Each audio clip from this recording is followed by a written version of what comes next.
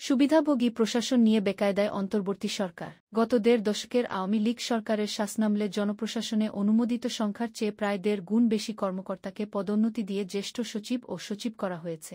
অতিরিক্ত সচিব ও যুগ্মসচিব পদের ক্ষেত্রে এই সংখ্যা ২ গুণ ছাড়িয়ে গেছে।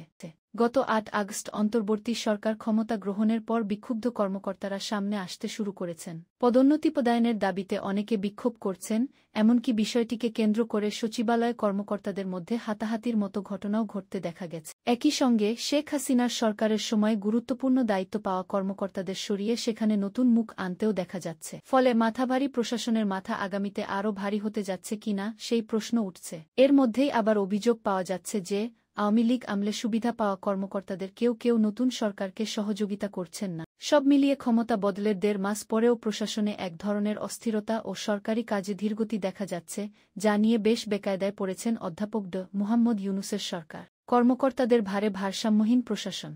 কাঠামোগত দিক থেকে বাংলাদেশের জনপ্রশাসন অনেকটা পিরামিডের মতো হওয়ার কথা বলে জানাচ্ছেন সাবেক আমলারা। অর্থাৎ প্রশাসনের মাথার দিকে জনবল কম থাকবে এবং নিচের দিকে বেশি থাকবে, যা দেখতে অনেকটা মিশরের পিরামিডের মতো, বলছিলেন সাবেক সচিব আবু আলম মো. শহীদ খান।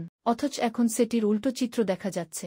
সরকারি কর্মচারী ব্যবস্থাপনা পদ্ধতির জিএমএস তথ্যানুসারে জনপ্রশাসনে নিয়মিত সচিবের পদ সংখ্যা ৬০টি। কিন্তু বিগত আওয়ামী লীগ সরকারের সময় সেটি বাড়তে বাড়তে আর ২টিতে উন্নীত হয়। অন্তর্বর্তী সরকার ক্ষমতায় বসার পর আগের অনেক চুক্তিভিত্তিক নিয়োগ বাতিল করার পাশাপাশি বেশ কয়েকজন সচিবকে বাধ্যতামূলক অবসরে পাঠানো হয়েছে। এছাড়া বিশেষ ভারপ্রাপ্ত কর্মকর্তা বা ওয়েস্টিও করা হয়েছে কিছু কর্মকর্তাকে। এতে সচিবের সংখ্যা কিছুটা কমে এখন ৭-৪টিতে নেমে এসেছে। অন্যদিকে জনপ্রশাসনে অতিরিক্ত সচিবের অনুমোদিত পদের সংখ্যা ২-১-২টি রাখা হলেও এখন কাজ করছেন দ্বিগুণেরও বেশি কর্মকর্তা।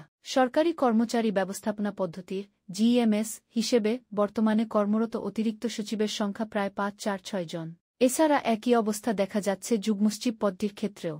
সরকার অনুমোদিত ৫০২টি পদের বিপরীতে প্রশাসনে এখন যুগ্মসচিব হিসেবে কাজ করছেন প্রায় ১,১৪৭ জন। অতিরিক্ত এসব কর্মকর্তার কারণে প্রশাসনে এক ধরনের ভারসাম্যহীনতা দেখা দিয়েছে। ফলে কাজকর্ম যেভাবে হওয়ার কথা ছিল সেভাবে হচ্ছে না, বলেন সাবেক আমলা আবু আলম মো.